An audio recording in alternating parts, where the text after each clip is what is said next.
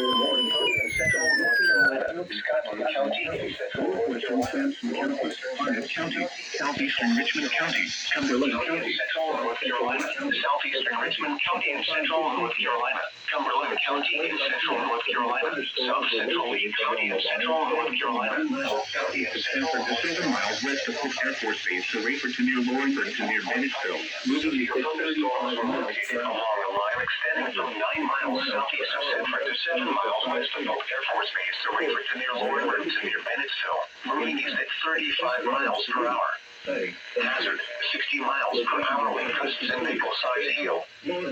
Source, radar indicated. Impact, expects damage to roofs, siding, and trees. Locations impacted include Repeating, a severe thunderstorm warning has been issued until 5:15 p.m. for the following counties in North Carolina, Cumberland, Harnett, Hope, Lee, Warner, Richmond, Sampson, and Scotland.